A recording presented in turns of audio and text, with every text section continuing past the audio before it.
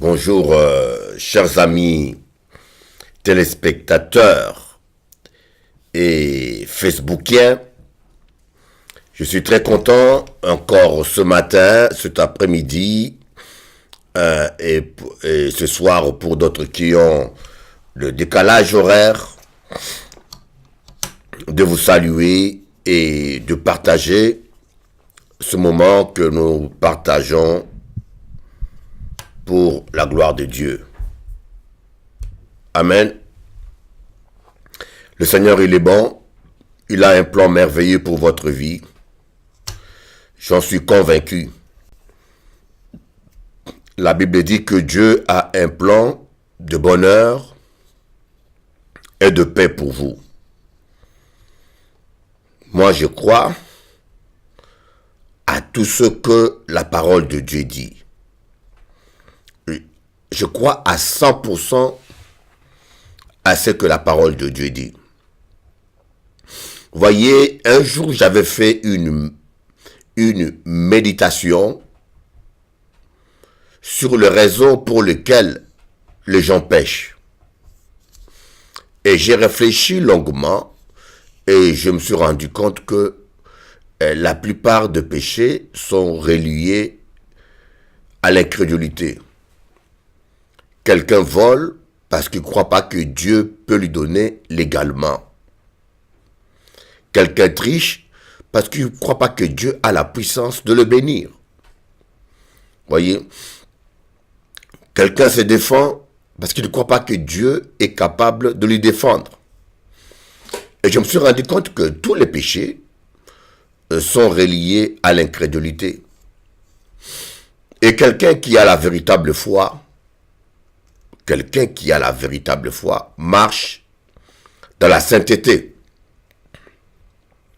Les gens disent qu'ils ont la foi, mais ils trichent, ils mentent, ils vivent dans la débauche, ils sont hypocrites, ils pratiquent toutes sortes de mauvaises œuvres.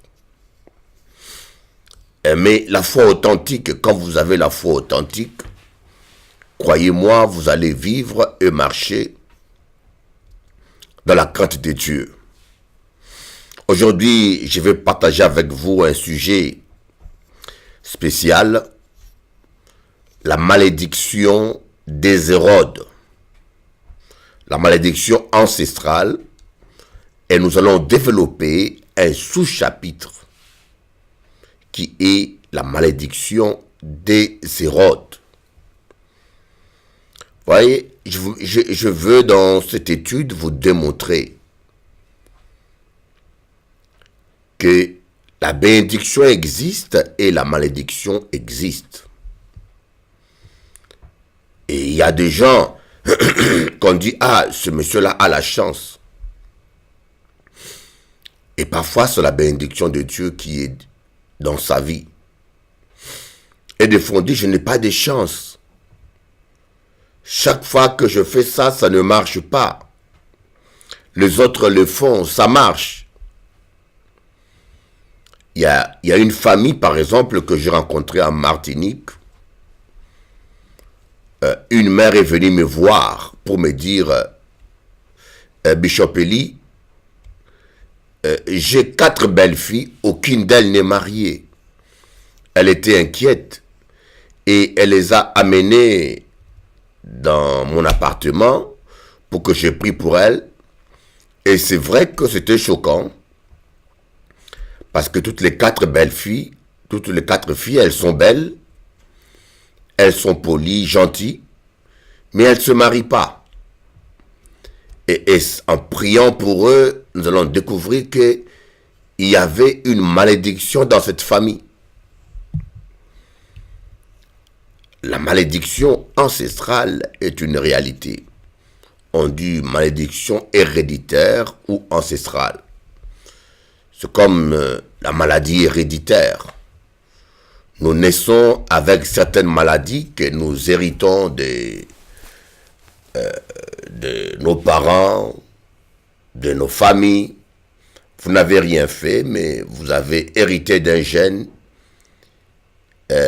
qui représente une maladie.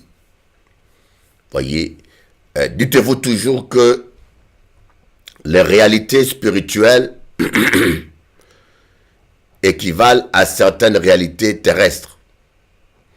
Le monde spirituel et le monde terrestre, matériel, ils sont parallèles. Donc les choses célestes ont leur ombre sur terre. Voyez, et nous allons voir au travers de cette histoire des Hérodes que la malédiction est une réalité. Mais gloire à Dieu, parce qu'avec Jésus-Christ, vous pouvez détruire la malédiction. Celui qui habite en vous est plus grand que celui qui est dans ce monde. Mais pourquoi souvent certaines malédictions sont actives dans la vie de certains chrétiens? Pourquoi certaines personnes, malgré que ils ont accepté Jésus-Christ, ils continuent à vivre et à subir les lois de la malédiction?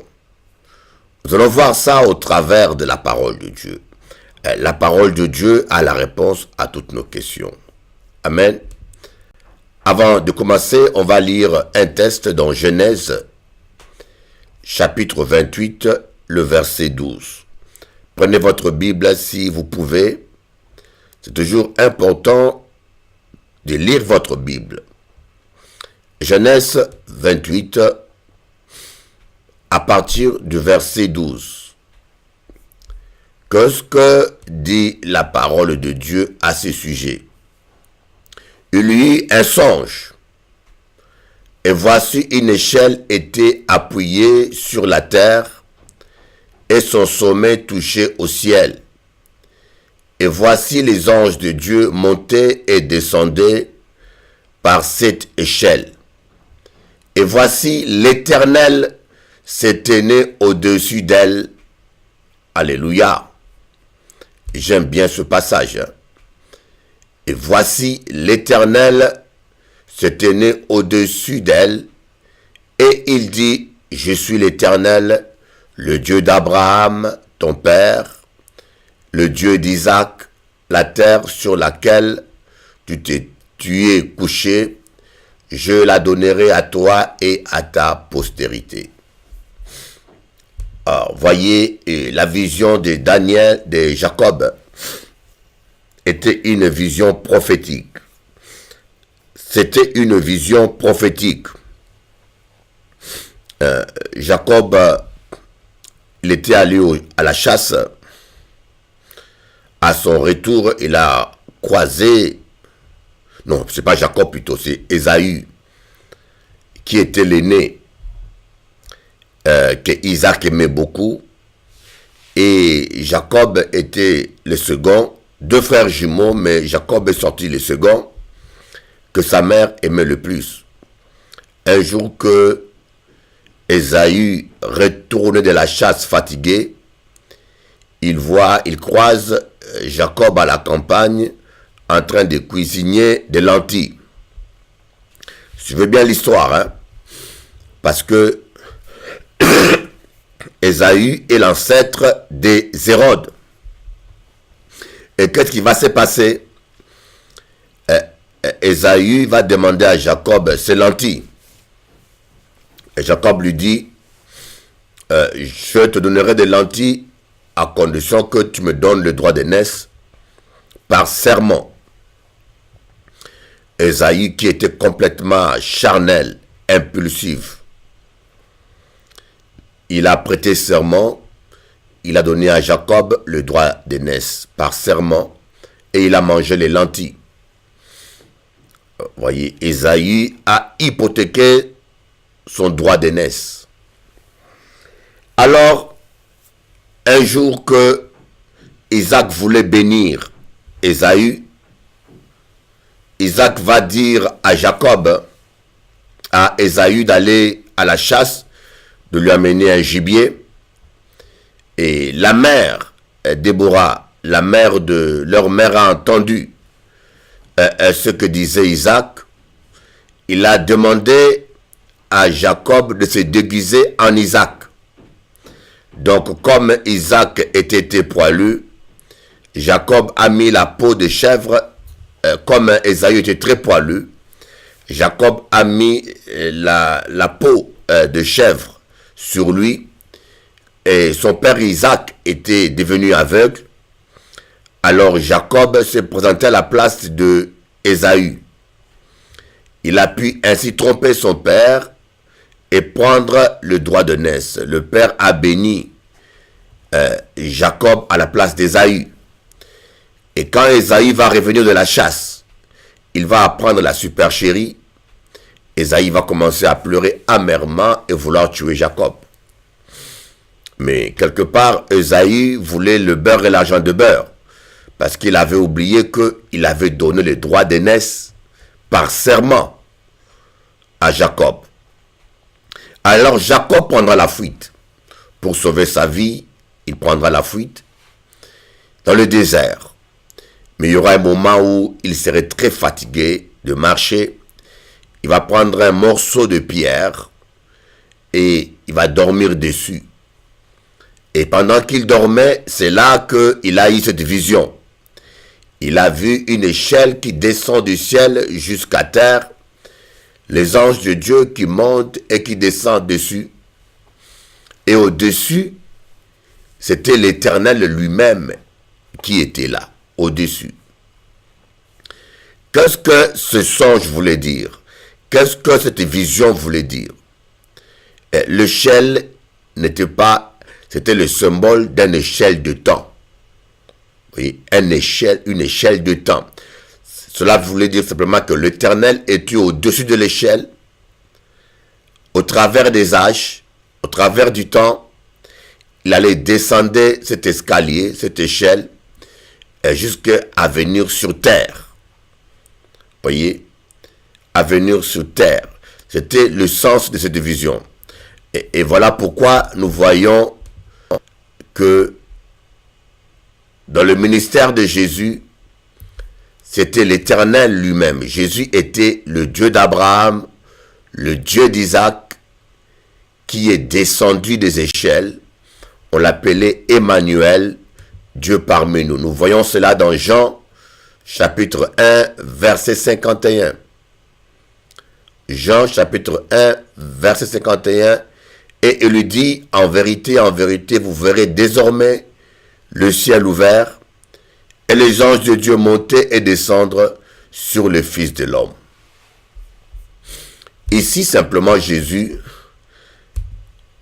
était en train d'affirmer sa divinité, sa nature divine. Voyez, parce que Jacob, lui, il avait vu l'Éternel au-dessus de l'échelle. Les anges de Dieu montaient et descendaient. Et cela était une promesse de Dieu qu'un jour l'Éternel va descendre de cette échelle. Bien sûr, lorsqu'on est au-dessus d'une échelle, c'est qu'on désire descendre. On ne monte pas au-dessus d'une échelle pour s'amuser. Alors cette parole s'est réalisée avec l'arrivée de Jésus. C'est la raison pour laquelle Jésus a dit aux disciples et à Nathanaël, parce que je t'ai dit que je t'ai vu sous le figuier, cela t'impressionne. Mais vous verrez encore plus grand. Vous allez voir le ciel ouvert, les anges de Dieu monter et descendre au-dessus du Fils de l'homme. Voyez, l'Éternel qui était au-dessus de l'échelle, les anges montaient et descendaient en dessous de lui, dans les temps, depuis Genèse jusqu'à Matthieu. Il descendait l'échelle, jusqu'à ce qu'il est arrivé sur terre.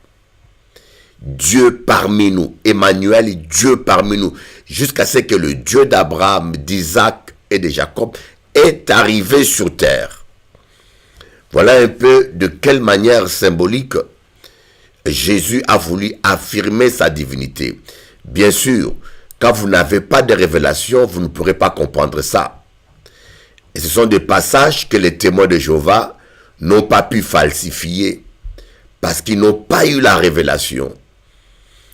Et maintenant, avec la révélation du dernier temps, et c'est quelque chose que je vous enseigne, je vous le dis devant Dieu et les anges, le Seigneur Jésus-Christ lui-même me l'a révélé.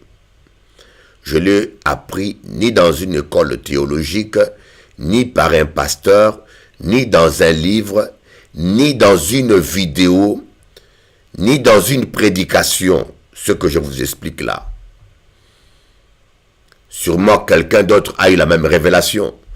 Mais moi, quand je l'ai reçu, ce n'est pas la chair et le sang qui me l'ont appris.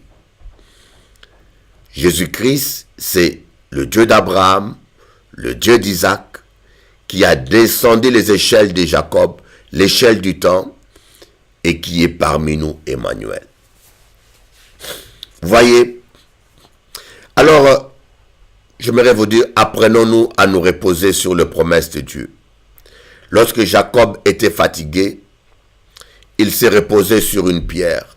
Et cette pierre, c'est le symbole des promesses de Dieu. C'est le symbole des promesses de Dieu pour nos vies. Mes frères, tant que nous sommes sur cette terre, nous allons traverser des déserts. Vous allez traverser des déserts. Contrairement à ce que certains veulent nous apprendre, la vie chrétienne n'est pas toujours une vie de facilité. La vie chrétienne, il y a des combats. Il y a des combats que nous devons affronter, des oppositions, des difficultés. Oui, la vie chrétienne est faite de combats, des oppositions et des difficultés. Si Satan ne s'oppose pas à vous, croyez-moi, je vous l'ai dit, vous avez un problème sérieux. Voyez, si Satan ne s'oppose pas à vous, quelque part vous êtes dans son camp. Nous allons voir même Jésus, le Fils de Dieu, il a eu affronté l'opposition. On a voulu le tuer à sa naissance même. Vous voyez? Donc Satan n'épargne personne. Que vous soyez pasteur, choriste, bishop, quel que soit votre rôle, quand vous êtes un enfant de Dieu et que vous portez du fruit pour Dieu, c'est normal, Satan va essayer de se défendre en vous combattant. Je peux vous dire, je ne sais pas dans quel désert vous traversez. Ça peut être un désert sentimental. Ça peut être un désert familial. Ça peut être un désert financier. Ça peut être un désert médical, biologique. Nous traversons tous des déserts. Mais lorsque vous êtes fatigué dans ce problème, dans cette épreuve, dans ce désert que vous traversez, prenez une pierre, prenez une promesse de Dieu, appuyez-vous dessus. Ne passez pas le temps à pleurer, ne passez pas le temps à vous plaindre, mais prenez une promesse de Dieu. Et lorsque vous avez un problème financier, prenez une promesse de Dieu, par exemple, prenez une pierre. Par exemple, Psaume 23, verset 1. Prenez cette pierre, reposez-vous dessus. Seigneur, j'ai des problèmes financiers. Je dois payer ceci, je dois payer cela. La réalité, je n'ai pas d'argent, mais je m'appuie sur cette pierre. Je me repose sur cette pierre. Le psaume 23, versets 1 à 2. L'Éternel est mon berger et je ne manquerai de rien. Tu me fais reposer dans de verts pâturages. Tu ne me fais pas reposer dans de pâturages secs.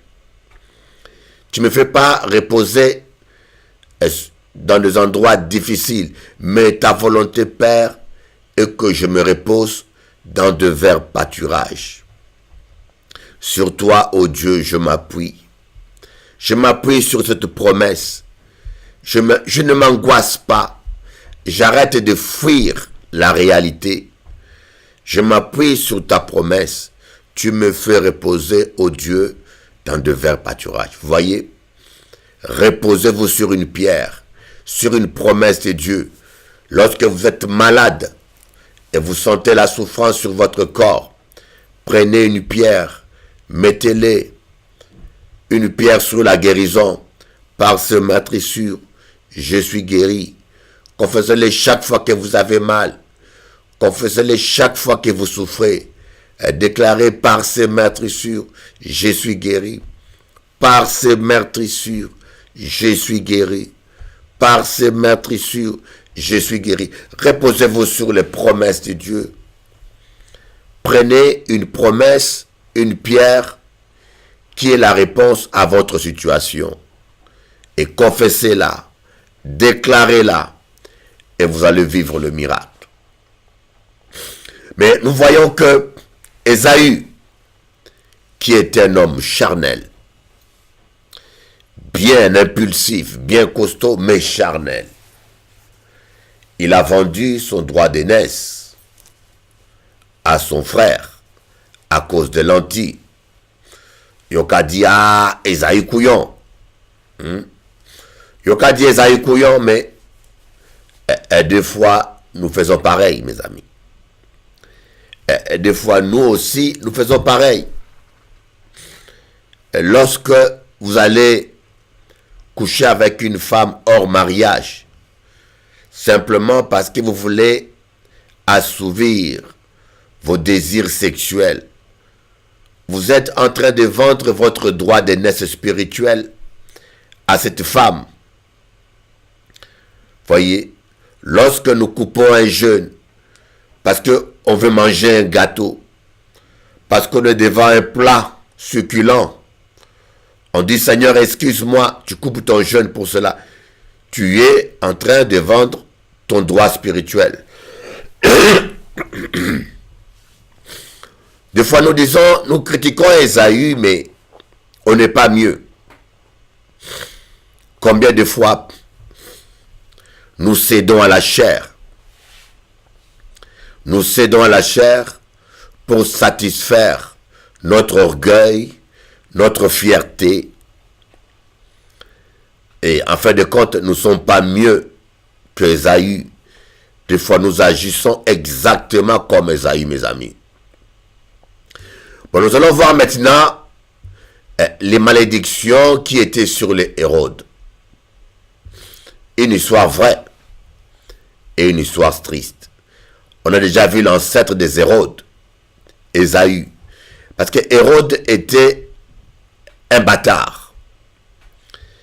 Il était descendant des Édomites. Il était mélangé juif et édomite. Donc, il avait un sang mélangé. Du côté juif, il avait hérité l'amour de Dieu. Et du côté édomite, il avait hérité les pulsions charnelles, la malédiction des Édomites, qui découlait de leur ancêtre Ésaü. Et vous allez voir comment les Hérodes avaient un comportement bivalent, un comportement contradictoire. Je ne sais pas si vous avez jamais vu des hommes comme ça. Il y a des gens qui ont comme caractéristique la capacité de détruire leur propre bonheur. Vous n'avez pas besoin de le combattre. Eux-mêmes vont se charger de détruire leur bonheur. Ils ont une belle femme qui les aime, qui est sérieuse, une belle famille avec de beaux enfants. Mais la malédiction est plus forte que il faut qu'ils détruisent son propre foyer, son propre couple. Ils ont une affaire qui marche bien, ils créent un business qui marche bien, mais vous revenez 5 ans après, c'est en faillite. La malédiction le pousse à gaspiller l'argent, à confondre les bénéfices et le capital. Il gaspille tout. 5 ans après, vous retrouvez cet homme-là pauvre. De fois, on dit qu'il est mauvais gestionnaire. Parfois, c'est le cas. Mais souvent aussi, c'est la malédiction dans la vie de la personne qui le pousse à détruire lui-même son bonheur. On va lire Matthieu chapitre 2, le verset 13, pour voir ce que la Bible dit sur le premier Hérode. Matthieu chapitre 2, verset 13.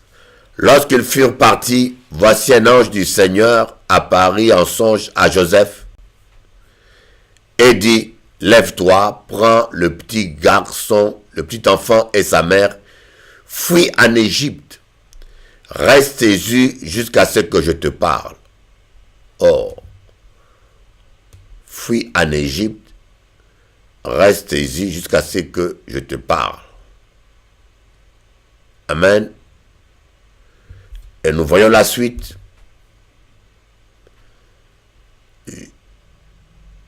Car Hérode cherchera le petit enfant pour le faire périr.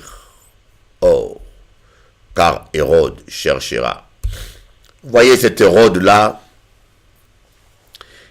il était très intéressé à la parole de Dieu, parce qu'il avait du sang juif en lui. Il était très intéressé. Quand on lui a dit qu'un Messie était né, ça l'intéressait.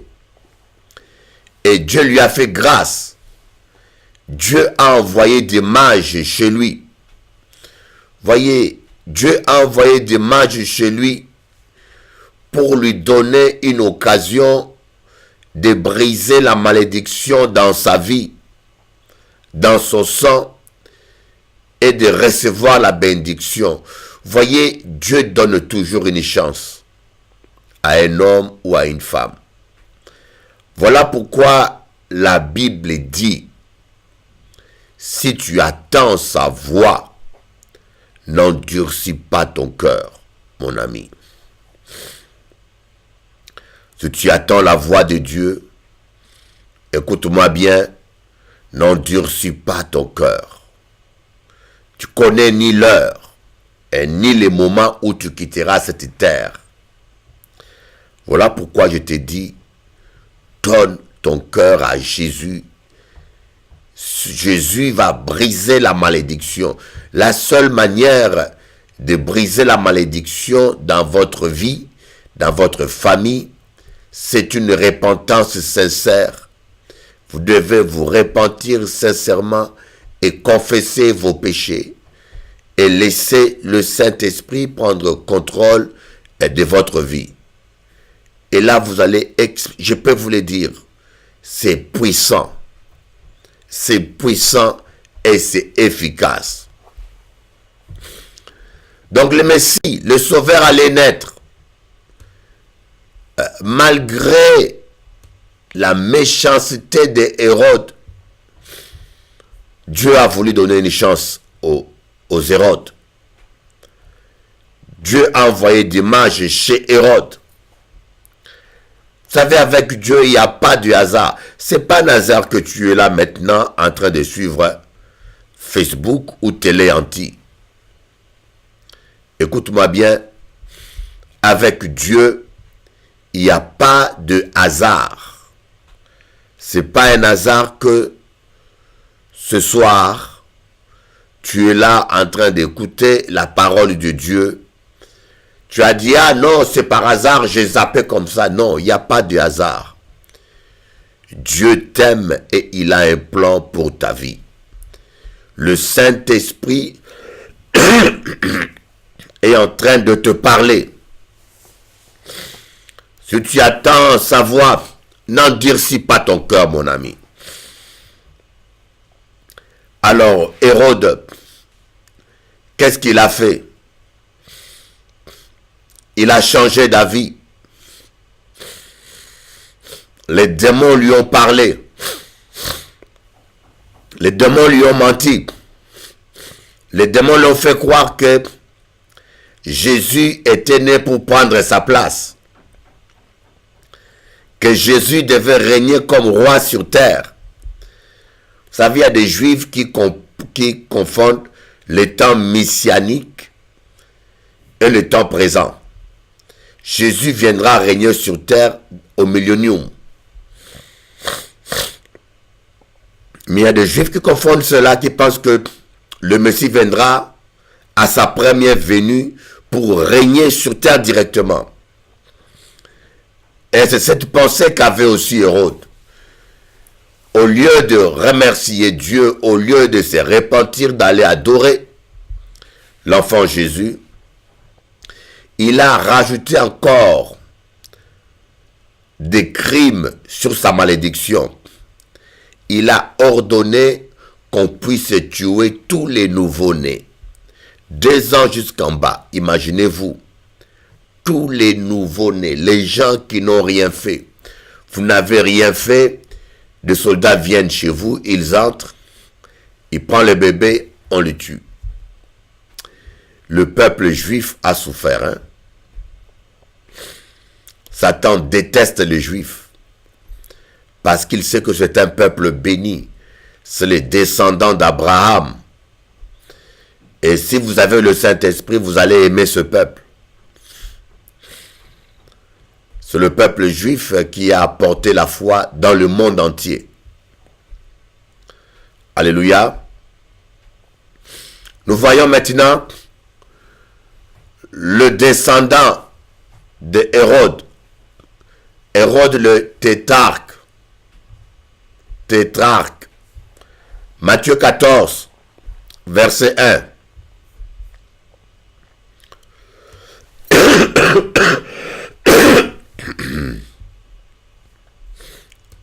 Matthieu 14, le verset 1. En ce temps-là, Hérode le tétrarque, ayant entendu parler de Jésus, dit à ses serviteurs, c'est Jean-Baptiste. Il est ressuscité des morts, et c'est pour cela qu'il se fait par lui des miracles. Car Hérode, qui avait fait arrêter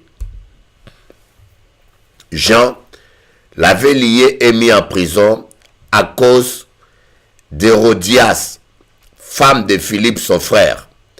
Parce que Jean lui disait, il ne t'est pas permis de la voir pour femme. Voyez, la malédiction continue encore dans cette famille.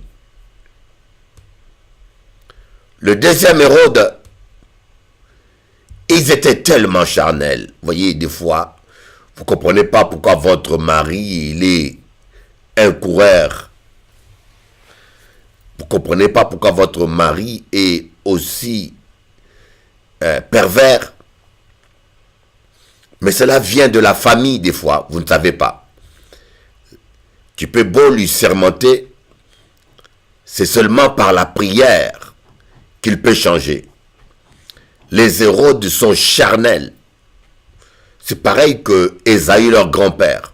Il était tellement charnel.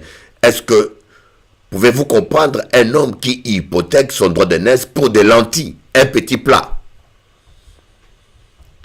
Parce qu'il était tellement charnel qu'il ne savait pas dominer son ventre.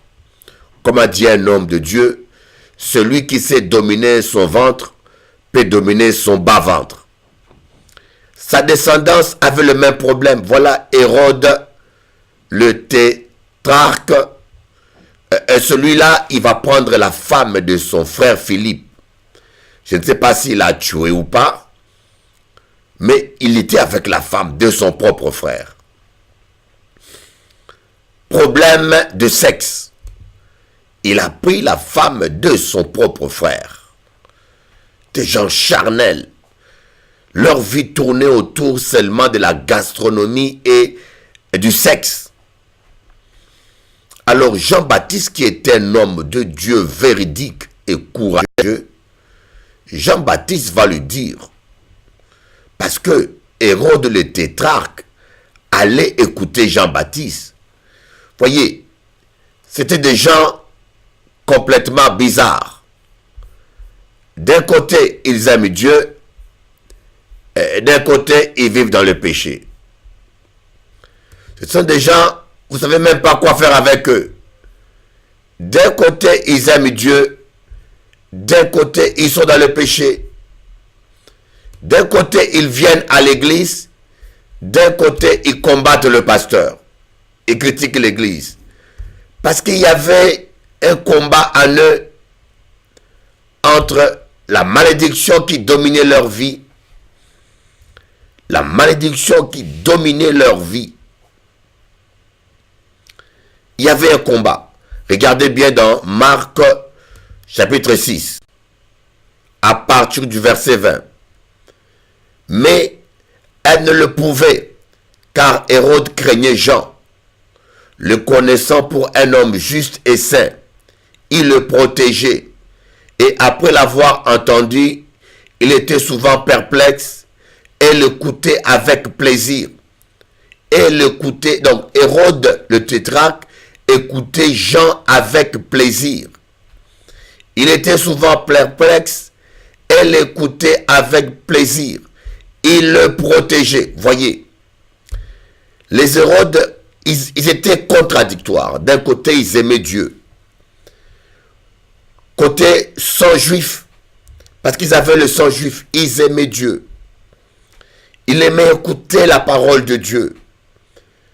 Il l'aimait, ça lui faisait plaisir. Et il protégeait Jean. Il ne voulait pas que quelqu'un le tue. Voilà une occasion qu'ils avaient d'être, lui, Hérode le tétrarque, avait l'occasion de briser la malédiction dans sa vie et dans sa lignée. Mais ils étaient charnels et pervers. Un jour, pendant que la fille d'Hérodias dansait,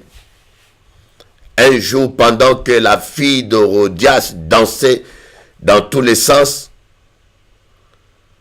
Hérode ivre, je ne sais pas s'il était ivre, charnel, il convoitait et la maman et la fille. Vous savez, il y a des hommes qui couchent avec et la maman et la fille. C'est fréquent, hein? J'ai rencontré des cas comme ça en Guadeloupe. Un homme qui sort avec et la maman et la belle-fille. Mon Dieu, que l'abomination. Alors cet homme-là, tellement bavé en voyant cette fille danser, il va lui proposer quelque chose d'inimaginable, mes amis. Il va dire à cette femme, qu'est-ce que tu veux que je te donne? Si tu veux même la moitié de mon royaume, en Kabao. Jamais entendu une telle stupidité. Comment un homme peut donner la moitié de son royaume? Parce qu'une fille balance bien sa hanche. Ça montre à quel niveau ces gens-là étaient possédés. Et je connais des hommes comme ça. Hein. Construisent des maisons pour la maîtresse. Achètent des Mercedes pour la maîtresse. Tout cela, c'est quoi? C'est toujours le sexe. Je connais un homme qui était un nègre en Guadeloupe, qui était millionnaire. Je ne citerai pas son nom par respect. Mais il est mort pauvre. Il a construit des lotissements. Mais qu'est-ce qu'il faisait? Il rencontre une femme, il sort avec, maîtresse attitrée, une villa cadeau. Il n'a fait que ça. En fin de compte, à la fin de sa vie, il n'avait plus grande chose. C'est une malédiction. Il y a des hommes comme ça. Il va à l'église tous les dimanches. Parce que d'un côté, il aime Dieu. Il ne ment pas, il aime réellement Dieu. D'un côté, il aime Dieu, mais d'un côté, il reste pervers. Il va à l'église, il va écouter la parole, il veut servir Dieu. Et en même temps, la malédiction prend le dessus sur lui. Il va courtiser les femmes, il va faire des combinaisons. Des combinaisons, je vous dis, malhonnêtes. Voyez, une église veut acheter un terrain. Une église va acheter un terrain. Un chrétien fait la négociation. Il va voir le propriétaire en cachette pour prendre un pourcentage sur le dos de l'église. Il dit au propriétaire, le terrain vaut tant, vend ça tant, nous qu'arranger ça, et moi tant dans le secret. Dans l'évangile, ça n'existe pas ça. Nous sommes des enfants de lumière. Tout ce que nous faisons doit être fait dans la lumière. Tu ne peux pas toucher un pourcentage ou un bénéfice derrière le dos d'une personne sans qu'il le sache. Ça, c'est les païens qui le font. Et surtout quand c'est l'œuvre de Dieu. Voilà comment Hérode le tétrarque va dire à cette jeune fille malpropre, impudique, demande-moi ce que tu veux, s'il le faut même la moitié de mon royaume. Pouvez-vous imaginer un homme donner la moitié de son royaume à cause des fesses d'une femme? Est-ce que les fesses d'une femme, aussi belle qu'elle soit, vaut la moitié d'un royaume, mes amis? Cela montre le degré de stupidité des Hérodes. À quel point ils étaient charnels. Son arrière-grand-père a vendu son droit d'aînesse pour de simples lentilles. Et voilà le petit-fils qui veut vendre la moitié de son royaume pour le plaisir sexuel. Et quand vous étudiez bien, vous voyez que ce sont des descendants d'Ésaü. La malédiction continue jusqu'à Hérode, jusqu'au fils d'Hérode, Hérode le tétrarque. Mais cette fille-là, comme il était possédé par le diable, c'était le diable qui était derrière ça, a refusé la moitié d'un royaume. Il a préféré la tête de Jean-Baptiste. Vous voyez, il y a des gens qui vous veulent du mal, hein? Ou bien des fois, vous êtes dans un immeuble, le voisin ne vous supporte pas. Vous êtes dans un quartier, il y a des gens qui vous combattent. Ou vous êtes dans une famille, la belle famille vous déteste. Des fois, vous vous dites, mais qu'est-ce que moi je fais, Seigneur? Quel mal je fais pour que les gens soient comme ça avec moi? Mais ce n'est pas toujours question de toi. C'est l'onction qui est en toi qui dérange. Quand tu es marié dans une famille où il y a la malédiction, par exemple, ton mari est envoûté, ou bien ton mari a une malédiction sur lui, une malédiction familiale, et que toi tu es une sœur chrétienne qui prie, les démons de cette famille-là, ils sont menacés, ils sont en danger, ils savent que sur toi, par tes prières, tu arrives à briser la malédiction sur ton mari. Tu libères toute la famille. Alors ces démons-là vont exciter tous tes beaux-frères, tes belles-mères. Ils vont exciter tout le monde pour qu'il y ait des embrouilles. Mais ne tombe pas dans le panneau, ma fille. Ne tombe pas dans le panneau, mon fils. Reste calme. Nos armes ne sont pas charnelles. Nos armes sont spirituelles. On n'a pas à combattre contre la chair et le sang. On a à combattre contre les esprits, les malédictions qui animent les gens. Voilà comment notre Hérode a fait couper la tête de Jean-Baptiste, rajoutant encore une plus grande malédiction dans leur famille. Oh. Maintenant, on va voir son descendant, le roi Agrippa. Il était un Hérode aussi. Voyez, le roi Agrippa dans Actes chapitre 26, verset 23. Le fils de Hérode le tétrarque, le roi Agrippa dit à Paul, tu vas bientôt me persuader de devenir chrétien. Oh là là là. Tu vas bientôt. Ces gens-là, ils aimaient la parole. Le roi Agrippa, il écoutait Paul. Il prenait plaisir à écouter Paul. Paul lui expliquait la parole. Dieu aimait tellement l'Hérode que malgré tout, il leur a donné encore une chance d'être sauvés. Il a envoyé Paul spécialement pour lui, Agrippa. Un apôtre comme l'apôtre Paul va parler spécialement à cet homme-là. Que l'amour de Dieu est grand. Et le roi Agrippa va écouter. Mais à un moment donné, il dit, tu vas bientôt me persuader de devenir chrétien. D'autres versions disent, encore un petit peu. je vais devenir chrétien. Encore un petit peu de message. Encore un petit peu d'onction, je vais devenir chrétien. Mais il n'est pas devenu. Il n'a pas saisi la bénédiction. Il n'a pas saisi l'opportunité que Dieu lui a donnée. Voyez, il n'a pas accepté la parole. Vous savez, il y a des gens qui aiment venir à l'église. Vous dites, mais quand c'est qu'à venir chercher à l'église là? Il y a des gens qui aiment venir à l'église. Ils aiment, vous voyez, ils veulent servir Dieu, ils chantent dans la chorale, ils veulent faire ceci. Ils aiment. Mais quand tu vois leur comportement, tu dis, mais que monsieur qu'a cherché à l'église? Eh bien, c'est la malédiction. C'est la malédiction.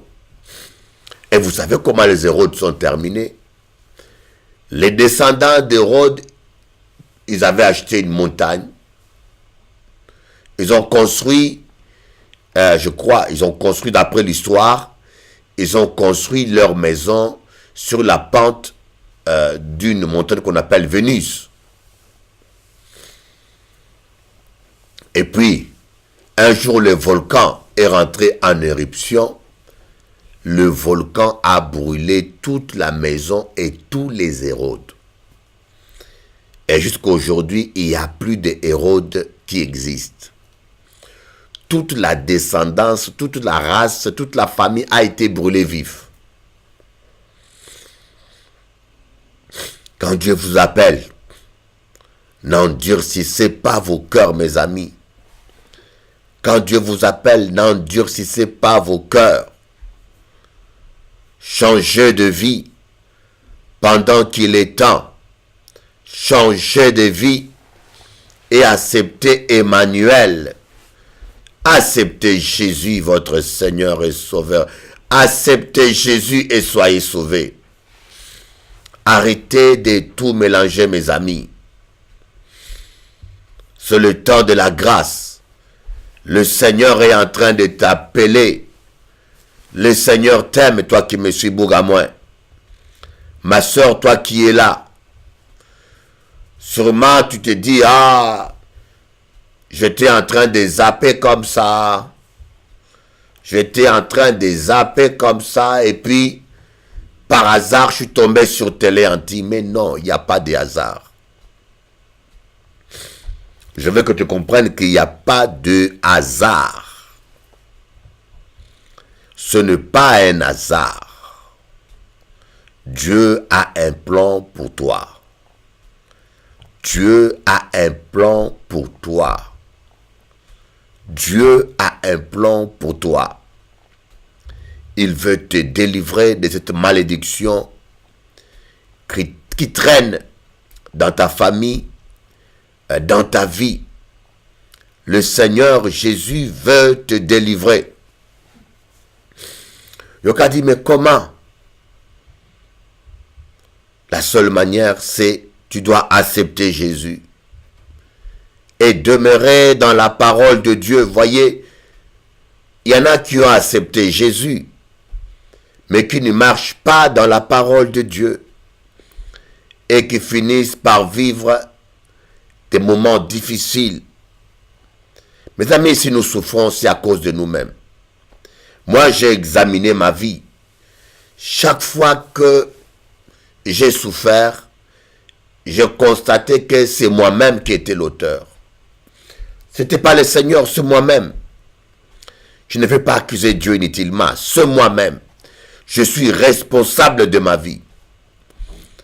La Bible dit qu'on ne se moque pas de Dieu. C'est qu'un homme sème, il finira par le récolter. Sois fidèle à ta femme. Tu vas t'éviter des maladies. Tu vas t'éviter des sorcelleries. Occupe-toi de tes enfants. Passe le temps avec tes enfants au lieu de passer le temps dans des discothèques, dans des bars avec des femmes vulgaires. Le temps que tu gaspilles tous les soirs dehors avec des copains. Passe le temps avec ta famille. Rentre à la maison, prends ta fille, prends ton fils, prends ta doudou, ta jolie épouse. Doudou, nous allons au cinéma. Hein? Vous allez en famille au cinéma. Sois un papa. Après le cinéma, Doudou, nous allons manger au restaurant.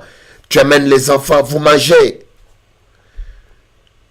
Croyez-moi, le temps que vous investissez dans votre femme, dans votre famille, ce n'est pas du temps perdu. Vous allez le récupérer.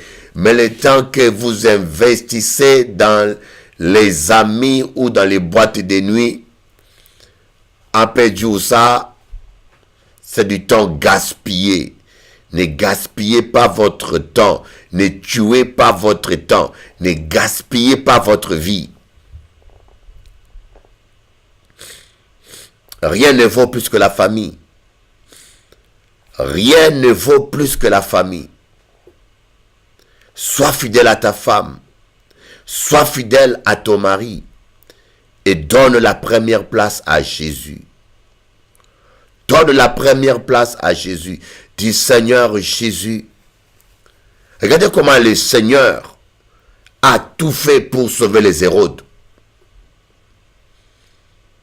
D'abord, Ésaü, leur grand-père, était un homme charnel. Il a donné comme héritage à ses enfants les mêmes défauts.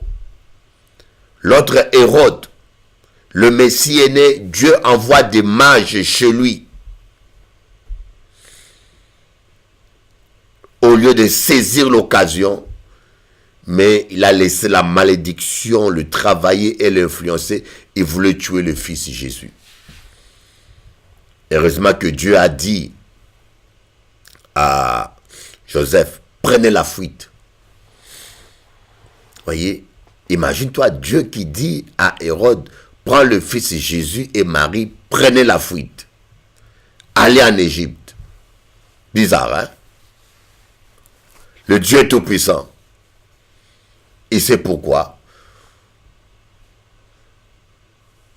Joseph n'a pas pris une paix pour se battre avec Hérode. Il n'a pas cherché à affronter Hérode comme Pharaon avait, comme Moïse avait affronté Hérode.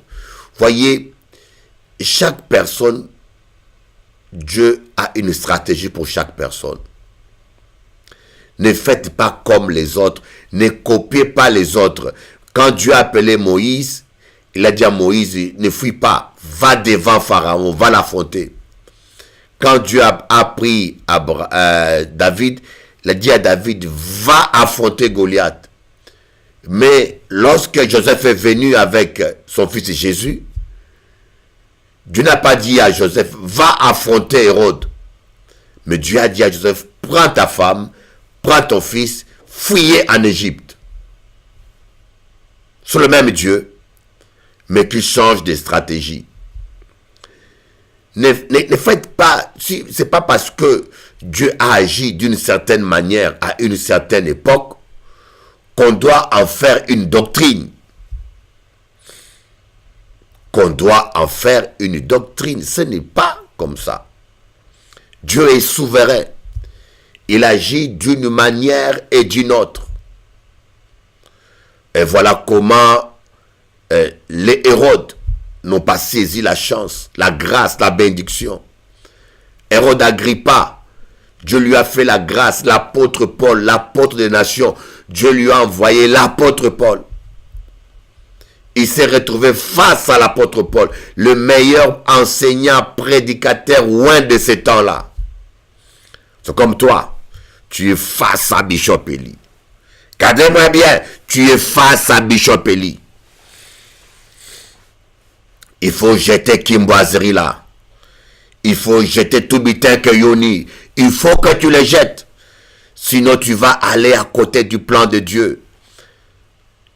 Il y a des gens qui sont là, qui aiment écouter. Ah, Bishop Eli a parlé bien. Tu aimes écouter, mais tu ne changes rien. Hein? Tu aimes écouter, mais tu ne changes rien dans ta vie. Règle ta vie. Réconcilie-toi avec tes parents. Demande pardon aux gens que tu as offensés. Règle ta vie. Réconcilie-toi avec Dieu, avec ta famille. Réconcilie-toi. Coco. Bogamoin. Est-ce que, au cas côté moi, est-ce que tu as compris? Bon Dieu aimait où? Mais Hérode Agrippe, le tétrarque, n'a rien compris. N'a rien compris.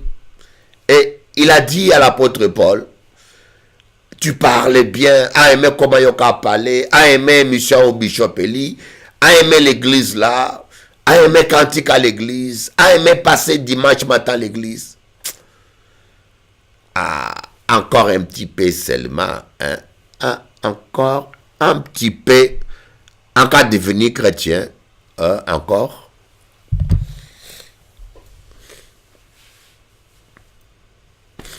Et son fils, Hérode Agrippa, c'est la même chose. Il n'a pas, il est allé à côté. En fin de compte, la malédiction, vous savez, quand vous avez une malédiction, vous allez aller au mauvais endroit et au mauvais moment. C'est comme la bénédiction. La bénédiction, quand vous avez la bénédiction, vous serez au bon endroit, au bon moment. Et quand vous avez la malédiction, vous serez au mauvais endroit, au mauvais moment. Les gens qui ont dit, ah, mais c'est pas une chance. Ce monsieur-là n'a pas la chance. Ce n'est pas la chance, c'est la malédiction, mes amis. Ce n'est pas question de chance. En réalité, la chance n'existe pas. Ou c'est la bénédiction, ou c'est la malédiction. Un point, un trait. Alléluia. Alors, ceux qui veulent accepter Jésus ce soir, tu vas prier avec moi. Maintenant, tu vas briser la malédiction de ta vie. Maintenant, je dis bien. Seigneur Jésus, je demande pardon. Chaque fois que je t'ai désobéi, chaque fois que je fais à ma tête, je demande pardon. Lave-moi avec ton sang précieux. Je t'accepte comme mon Seigneur et mon Sauveur personnel. Prends le contrôle de ma vie. Dirige ma vie. Au nom de Jésus-Christ, je prends autorité sur toute malédiction. Je brise toute malédiction dans ma vie. Je déclare la victoire de la croix. Alléluia. Gloire à ton nom. Au nom de Jésus, je viens déclarer la victoire, la santé pour toi. Dans le nom de Jésus, lève ta main vers l'écran. Je vais prier pour toi. Au nom de Jésus-Christ, le Fils de Dieu, je viens déclarer la santé. Je viens déclarer la guérison. Je viens briser toute malédiction dans ta vie. Au nom de Jésus-Christ, toi, démon, je te montre le sang de Jésus. Écoute-moi, démon, je te montre le sang de Jésus. Et je t'ordonne de quitter la vie de mon frère et de ma sœur. Amen. Vous voyez, et j'aurais voulu vous parler des témoignages que j'ai vécus dans ma vie sur la malédiction et la bénédiction. Vous allez voir que il y a des gens pour lesquels je priais qui avaient des esprits de malédiction. Par exemple, certaines maladies héréditaires. Dans notre famille, les gens meurent toujours par les cancers. Il y a des familles où les gens meurent toujours d'un mort brutal. Les Kennedy, par exemple. La famille Kennedy. Vous n'avez pas remarqué que ces gens-là, chaque fois qu'ils sont candidats à la présidence, ces gens-là meurent toujours assassinés. Il y en a un autre Kennedy qui est mort. Le premier Kennedy était mort assassiné. Son frère aussi, il était sénateur. Il avait toutes les chances pour être président. On l'a assassiné. Il y a un autre Kennedy, encore lui aussi, il était promis. Il n'a pas été assassiné, mais l'avion a brûlé. Il est mort dans un avion. Donc les Kennedy meurent toujours d'un mort brutal. C'est une malédiction qui doit être brisée. Alléluia. c'est une malédiction qui doit être brisée. Il y a une malédiction aussi à la Maison Blanche. Tous les présidents, je crois bien, qui sont élus, dont je ne me rappelle pas, ils sont toujours, ils meurent toujours aussi par des morts brutales. On a regardé les différents présidents américains, on a constaté que tous les présidents élus, chiffre pair ou un truc comme ça, meurent toujours d'un mort brutal. On a regardé dans l'histoire des États-Unis, on a constaté ça, et le prochain qui devait mourir, c'était George Bush père, je crois bien. Mais comme il était chrétien, la malédiction l'avait tiré dessus, mais la malédiction n'a pas fonctionné parce que il avait Jésus dans sa vie. Et il a pu briser la malédiction qui existait aux États-Unis.